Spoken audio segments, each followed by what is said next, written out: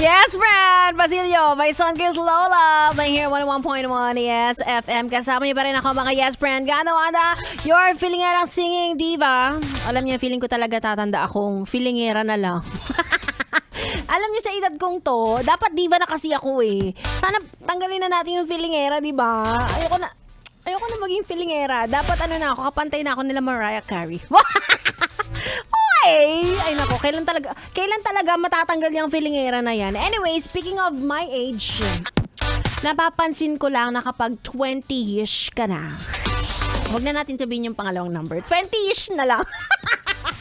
Kapag 20-ish ka na talaga, dadagsa yung mga kaibigan mong engaged na, nagpaplanong magpakasal, or ayan, kinasal na, may anak na, tapos ikaw, diba parang magkahalong emosyon ang mararamdaman mo. Matutuwa ka syempre. Yung mga nakasama mo sa kalokohan noon, di mo akalain na kaya palang magseryoso sa buhay nila. Diba? Yung mga kasama mo na na nagsusolvent sa footbridge noon. Kaya pala maging responsable, di ba? Joke lang Joke lang po tayo sa solvent. Basta mga po yan. Legit. Huwag niyo umpisahan mga yes friend. Mahirap daw makaalis, sabi nung yes friend ko. Anyway, going back, nakakatuwa at nakakagulat at the same time, no? Bigla ka magkakaroon ng ng reflection sa sarili mo. Mapapatanong ka ng ano bang ginagawa ko ngayon sa buhay ko? Diba? Ang pinoproblema ko lang kung anong kakainin ko bukas. Like, tatanungin mo yung sarili mo, hindi pa ba ako responsible enough para sa ganung phase ng buhay? Diba? Si Biboy nag-iisip na dito. Sa mga nakakaramdam niya, no? Ito lang sasabihin ko sa inyo, bilang pare-pareho tayo ng nararamdaman ngayon. Hindi ka nag-iisa, diba? Pwedeng dumating yan, pwedeng hindi. Yan, that is the mystery of life. May ganun pala. May mga ka daw nag-solvent, sabi ni Joshua. Anyway, ginugulo niyo ako. Seryoso na nga ako eh. Eto na lang, may mga rason kung bakit wala pa nagpo-propose sa'yo. Hindi ka pa engaged, hindi ka pa kinakasal, hindi ka pa nagkakaanak, or hindi ka pa nagkakajowa. 'Di ba? Kahit sa tingin mo ay pwede ka naman na at ready ka na. Yan kasi, ang hilig kasi nating ihambing ang sarili natin sa iba. Huwag ka mag-alala. Darating din yan. Basta marunong kang mag-antay. Sabi nga nila, good things comes to those who wait daw. Ewan ko kung sino nagsabi niyan, pero may point siya. Diba? Anyway, ako naman ang antayin nyo dahil babalik ang inyong ganda-wanda. Hanggang alas 9 pa tayo magchichikahan at sa aking pagbabalik, kasama ko na si B-Boy Bibo, ang bibi nyo on air na bibi ko naman off air.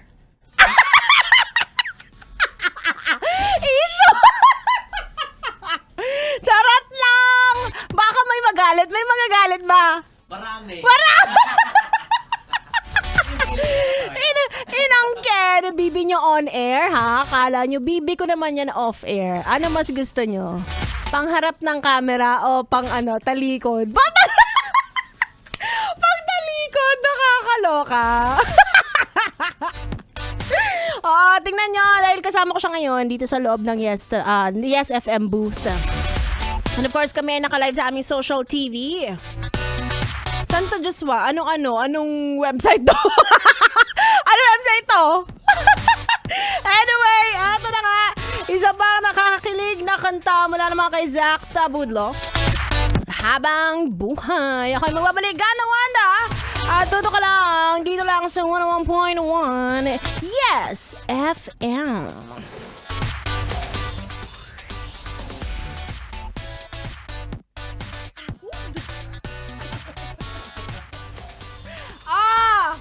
Pute!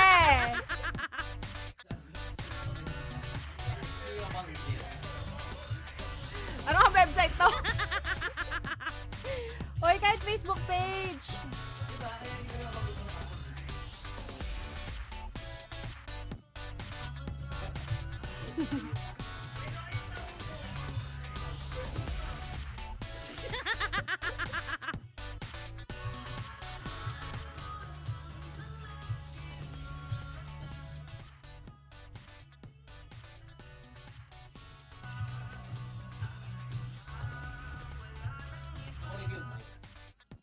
Ayaw mo nga, ano?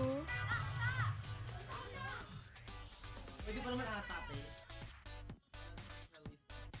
Wala, di ba? Or... No more, you're silly.